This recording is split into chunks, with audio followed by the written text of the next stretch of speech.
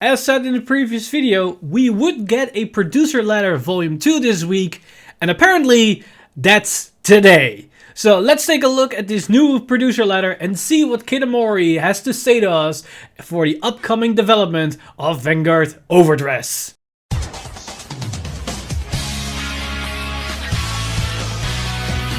Stand up! Vanguard!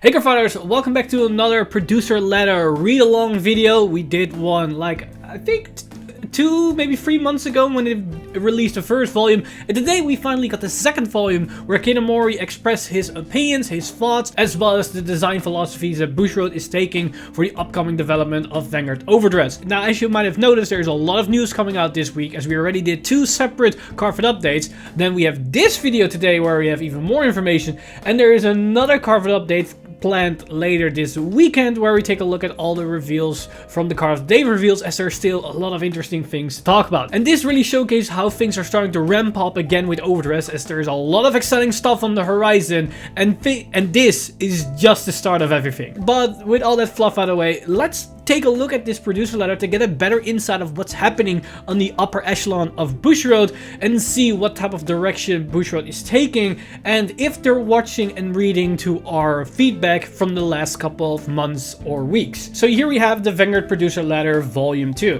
Now, just like I did with the previous producer letter, we're gonna read through the letter and I'm gonna stop at certain points where I want to clarify information that's being given or want to give my opinion about what just has been said.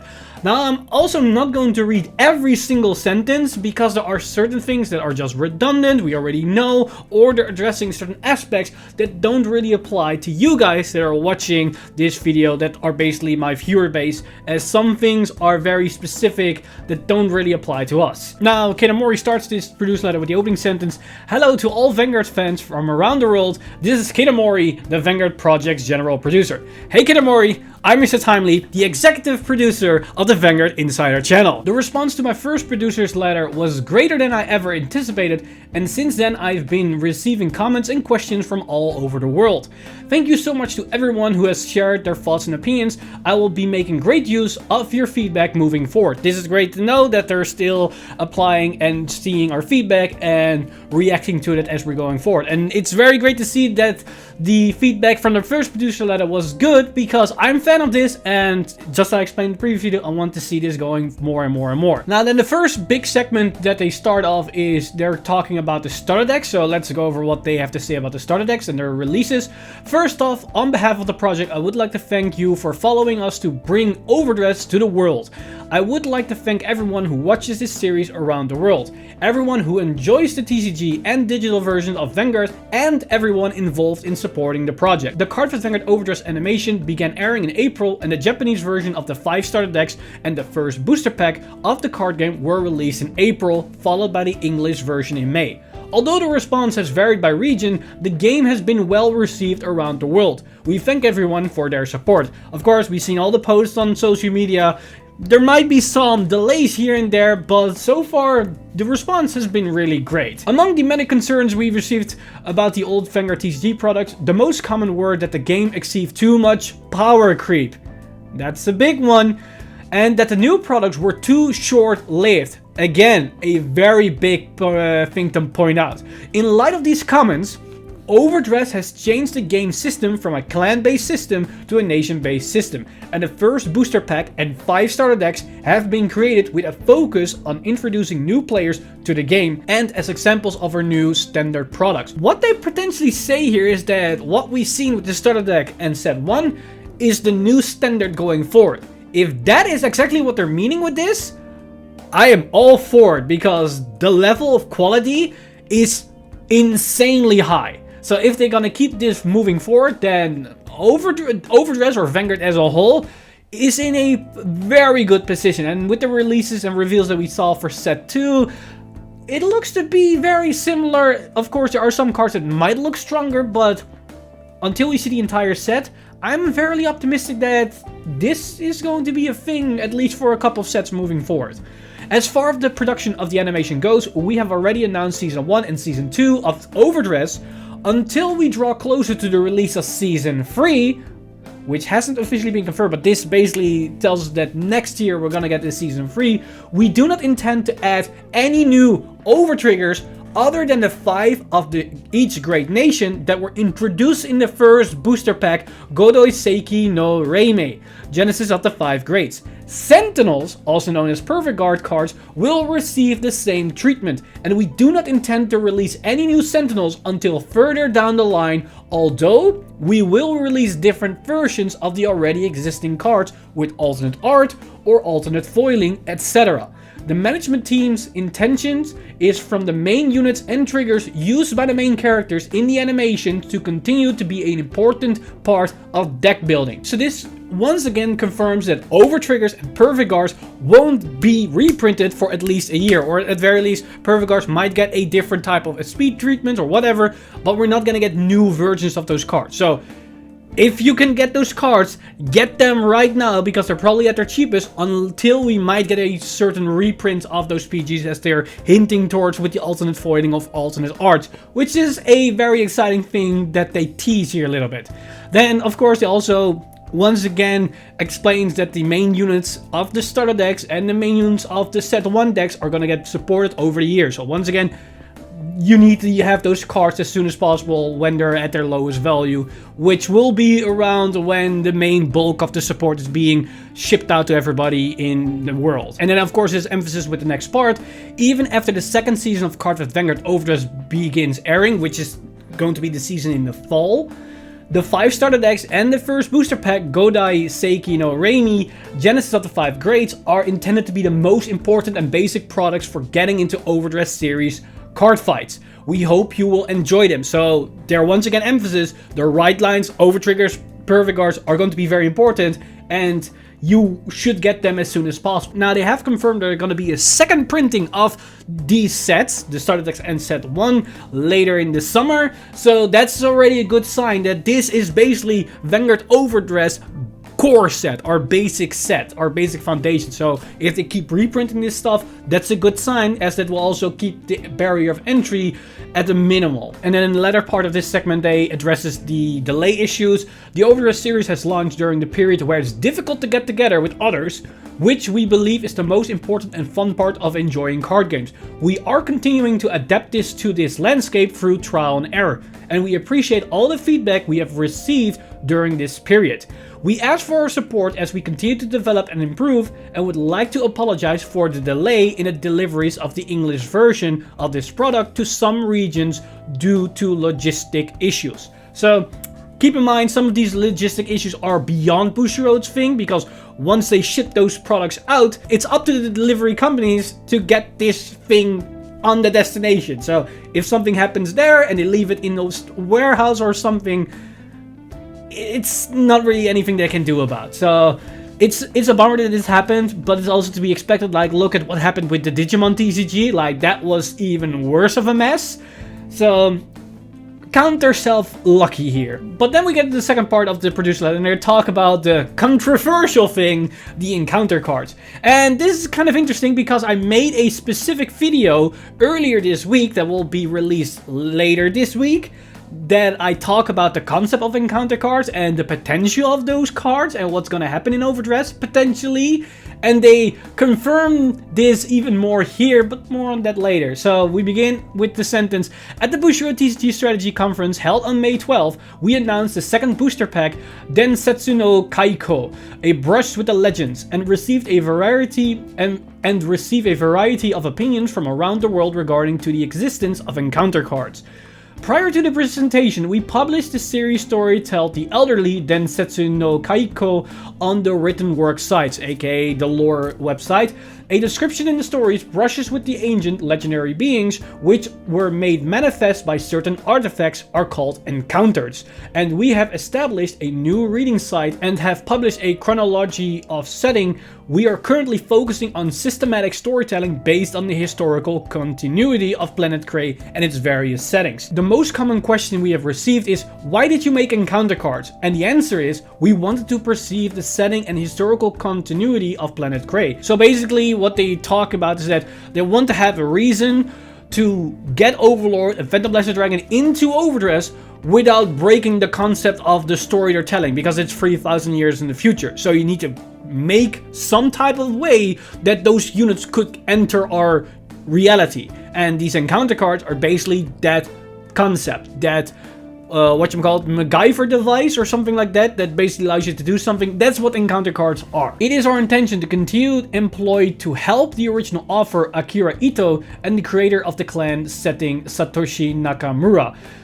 to systemize the world view, history, and various settings of Planet Krei, and we will continue to take good care of them. Not only myself, but also the entire management team has received a number of comments about past cards appearing too early, and we take it very seriously. So what they're basically talking about here is the main counter argument about these encounter cards, that maybe the nostalgia pandering is a bit too soon straight out of V, but then they explained in this paragraph, as I mentioned at the presentation, it will be quite rare for the Overdress series to include past cards as encounters, and they will not appear again until at least March 2022. I cannot tell you if new encounter cards will come out once a year or once every few years, because that would be a spoiler. But I can tell you that they will be far and few in between. Now basically what we can tell is that at the fastest or at soonest it will be once a year. But keep in mind, Bushiroad at the beginning of Overdress already told us that they have a 10-year plan for Vanguard. They told this after they rotated, and they promised us that they will never rotate again. They will do everything in their power to not rotate. And with a 10-year plan, that tells us that that's definitely not going to be the case. And with these encounter cards, they probably already planned this out for a 10-year scope. Where are they going to put in encounter cards down the roadmap, and which type of encounter cards is going to be? So there might be one now, 2 years later, then the next year after that, then maybe 2 years after that, and then maybe 3 years after that in their roadmap. We don't know. They don't want to spoil, which makes sense because this is their secret tactic to keep us hooked for more dopamine dopes of potential nostalgia bait. But then they end up with, additionally, encounter cards will not be an exception to the overridden principle that you do not need any cards over RRR to build an Overdress standard deck. Although not directly related to encounters, I received a lot of feedback about stride mechanic. Now we're getting into an interesting thing, which I briefly touched on in the producer Q&A on the Vanguard Weekly Bite. Within the lore, stride, the signature mechanism of the G-Series, was a way to borrow great power from the past or future that was unavailable in the present time. Stride dealt with the past and future, so it makes sense that these units would exist at different points on the same timeline, right? For those of you who love the history of the Vanguard units and the world of Planet Krei, please take some time to read the Planet Krei timeline and Satoshi Nakamura's commentary on the official reading site. Some of the things we foreshadowed will soon come to fruition, while others will reappear in the future, perhaps after everyone has forgotten them. I'm not gonna go into detail what this basically means or what they're hinting towards, because as I said, I made a video earlier this week talking about this stuff. And this, once again, confirms that. So expect a video probably this Sunday, maybe Monday, but I'm gonna aim to release that video on Sunday, where I'm gonna talk about the specific information and a potential concept, and that's completely referencing this paragraph. And then they wrap this up with, in a sense, the encounter cards currently stand out a bit too much, but there is also cards included to strengthen the units that will give life to the new Chakrabarti Divine era. So I hope you will look forward to the second booster as a simple continuation of the starter decks and booster pack volume 1. Now then I have a small segment about the Nation Fight support, aka V Premium and Premium, and this is also a nice thing because we learned something new here. Recently at the strategy conference in Japan, we announced the release of V Clan Collection Volume 1 and V Clan Collection Volume 2 as our upcoming V Premium products. The concept behind these new products is to strengthen all 24 clans at the same time, and all of the enclosed cards will be marked with the V icon. The V Clan collection will also be available in English, but it will be released in fall, which we somewhat new, but now it's confirmed around the release date. In the English version, we also planning a product called Revival Selection. So this is the new name for the Revival Collection set. They're now calling it Revival Selection. So where I called it previously Revival Collection Volume 3, this is the new name. For release in the summer, which will include reprinted cards to support the premium format environment. As of now, we also plan to produce Revival Selection for the English version of the game. The product will focus on reprinted cards that have been in limited supply in the English version. Please, Purple Trapezes, Crayon Tiger, whatever, we need all those cards. They're limited for years now. As well as cards that have existed in the Japanese version but not in the English version, aka the promo imports. For more information about these products, please look forward to our future announcement on the official Twitter and other social networking platforms. For the time being, there will be difference in developments for clan fights v premium depending on the language version. The difference in the above products are a good example of this. It's not realistic to immediately integrate these long existing formats, and we believe that products like Revival Selection, which exist to bridge the gaps in development, will be necessary for a while. So what they're basically are talking about here is that they're aiming to make the English and Japanese version be the same. That they have the exact same card pool, and that the Revival Selection set right now is necessary to put the English side on the same level as the Japanese premium landscape. Which is interesting because that means they're probably gonna try to import all the necessary promos that we never got that are to some extent necessary, and probably they want to up the supply of cards so that the prices in the English side will match what's happening in Japan. Because also keep in mind, we might have the exact same supply as Japan, but there's probably a lot more premium players in the West, which then demands a bigger supply of those cards to match the demand that's happening in Japan. So that's why I think they're also hinting that Revival Selection or the Revival Collection sets are still a necessary thing to increase or put the English or international side equal to what's happening in Japan, which is kind of interesting because that probably tells us that they are trying to put Vanguard or take Vanguard to a more global side release. And that then also confirms what's happening in the next sentence, because then immediately they say, regarding to the newly launched nation fights, we are aiming for globally synchronized development, focusing on the 5 great nations plus Lyrical Monasterio. That can mean two things. That can mean that they're trying to aim a release worldwide on the same day, and the scene is that what we see so far in Overdress, it's getting closer and closer, which is really nice.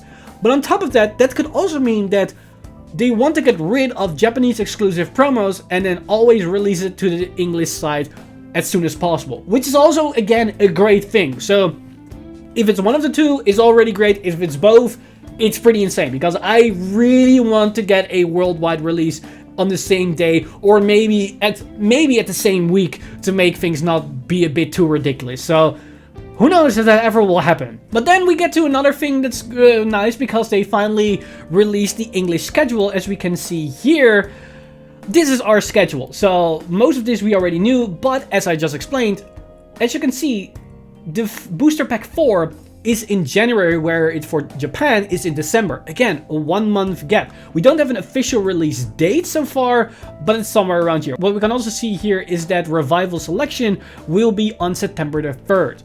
Further than that, we don't know official dates, but we now know in which month those releases will be. Now, on top of that, they also say something that's very interesting here. We have received many questions about the English versions of the collaboration titles that have already been announced in the Japanese version. We will make an official announcement on this matter at the English Bushiroad TCG Strategy Conference, Bushiroad English Conference 2021 Summer. We apologize for the delay, but please wait until for further information. There are two things here. One, since when do we have a Bushiroad English Conference Summer Edition? So I know that Kitamori talked about in the previous big announcement that they want to go from a biannual thing to a quarter annual thing, so 4 times a year, because there's too much information in one live stream, and they want to divide it up to basically each quarter. Does this mean that this is the start of that? Because we already have 2 this year. This is another one of those conferences, but then they specify English. So is it specifically only to us? I'm very curious. Like, me as a content creator, having more of these big streams with big information reveals, it's basically free content. But besides that joke, it's also very nice for us as a community as a whole, because that gives us more feedback or more information on a faster pace, where we don't have to wait for months on end to understand what's going to happen for the next half year. Now we have less dense information, but it's more in smaller chunks, so it's easier to analyze what's happening moving forward. That's one thing. The other thing is that they're talking about collab sets. It might actually be possible that we might see Shaman King and Monster Strike. Now, Token Rambo could also be a thing, but as we've seen, Token Rambo, it's not really doing as hot. Like, views, interactions, not a lot of people were too excited, and I cannot blame them because the cards themselves were looking pretty bland. So hopefully Monster Strike and Shaman King will reverse that and make very interesting gameplay and very exciting skills, so there will be actually some hype around them. So I cannot wait till the conference in 2021 summer, aka this year, and let's see what Bushido has in store for us. Now, another thing they talk about, which is an unspoken rule that most of the community already knew about, but Bushido never actually told us, and now they confirmed this regarding VRs. For a certain period of time, specifically until December 31st, 2022, we will not be including VR cards in our new products. We are implementing this period of reprint protection because we wanted to present an indicator for future card supply demand to both the stores who continue to support the premium product, as well as all the fighters who continue to play this format. The VR reprint protection applies to both the Japanese and English versions. However, it does not apply to some languages with large time differences in the release dates, such as Thai and Italy. So this is something we've seen in other card games, like with Magic, where they have a specific list with cards that won't be reprinted because they want to keep their value. I think this is somewhat the same ballpark, that they want to not reprint them to keep their value. Like, I'm not too well versed in that whole market scheme of what this actually does and how this impact for players and whatnot. Like, I can understand the sentiment that they don't want to reprint VRs because they're the big selling points of sets, but until 2022, the end of 2022, that's about 2 years from now. Like, they're probably not going to reprint any new VRs anymore because Clan Collection is going to be a thing. So, with that thought that at least for a year and a half, we're not going to get reprints of VRs, I think this could get a bit of an issue if things like Redora and Gaia are still going to be the main boss units for their respective decks, if we're going to support them, because they might become a little bit too expensive. So I don't know what to think of this. I can understand it because it keeps players to have retained value in the cards they invested in the first place, but it could also turn other players away that cannot afford it.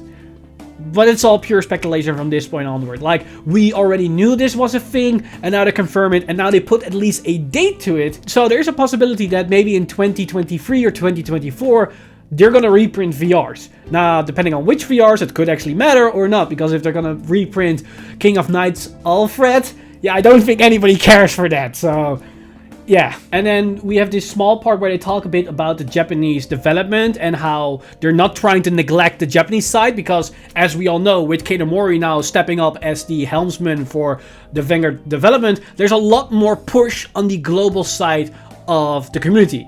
And here they basically address to the Japanese players that they shouldn't worry. Japan is still their initial home place and they're gonna still support it, but they want to also expand globally a bit more. But I think this last paragraph basically summarized Keita Mori's envisionment perfectly, because we see this in action. So let me just read this and you can basically hear it for yourself. Incidentally, we are sometimes asked, why do you want to expand globally? The first reason is that Vanguard has a large number of fans overseas. We have received a great deal of support from these fans. We believe that we owe them our support in return. In addition, by expanding further into the international market, we are able to maintain the scale of our brand and continue to invest in the development and operation of the project. This enables us to improve the quality and scope of the content we provide, animation, card games, and other projects, and it is our sincere desire to do so. In my personal opinion, I also think increased internationalism in projects such as Vanguard is just the way of the times. Preach, Keita Mori! Preach, my man! Basically, he's been doing since day one what he's saying here, and I cannot agree more with him. Like, we are in the 21st century. Things aren't just your own country and board. I'm not only talking about Japan looking inwards, I'm talking about every single country. Like, I'm from the Netherlands, it all applies here. The world is global. We are in a global society. So moving forward at a global market makes a lot more sense than just looking down on your own perspective. So I I'm so grateful for this man entering our game and changing everything for what we've seen so far. So I'm very happy with this statement, but you guys already know about this because probably almost every content creator in Vanguard or just main community members have been preaching about a love to this guy because he's been amazing. But then for the rest of the letter, they talk about events, what's happening in Japan and international side with the pandemic and how they're trying to do things that don't work. Nothing really special or anything that I think should be highlighted here. But then we have the afterwards, so let's read that before we end this whole video. So we have, how was the second producer letter? As we waited for the release of the first Overdress booster pack in both Japanese and English, 3 months passed in what felt like no time at all. Yeah. Honestly, when set 1 released in the Japanese version, I was shocked. Like, from my perspective, it was like, we just got the announcement of Overdress of everything like a week ago. So, time really went fast. I apologize for the wait and thank you for your patience. Once again, I would like to express my sincere gratitude for your supporting during the release of Cardfight Vanguard Overdress. Thank you so much.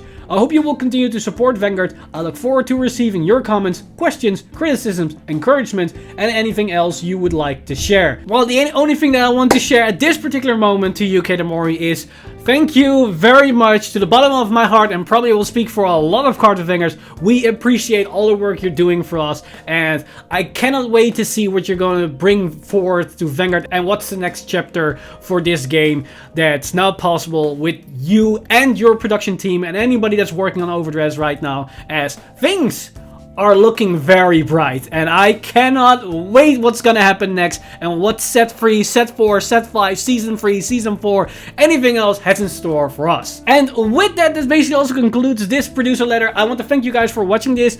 I want to know in the comments down below what you guys think of the information that contained in this letter. Are you excited for what's been detailed? What's the extra information that's been given? I want to know all your thoughts in the comments section down below. And if you want to express your criticism, encouragements, questions, or comments to Katamori, I encourage you to do so, as you can do that on Twitter or any of the other social media pages. But before we end this off, I want to give a huge shout out to my patrons over at patreon.com/Vanguard Insider. You guys are amazing. If you want to support the channel or everything that's happening on the channel, you can simply go to patreon.com/Vanguard Insider and become a Patreon today. But with that said, I'm Mr. Time Leap, and I see you guys in the next one.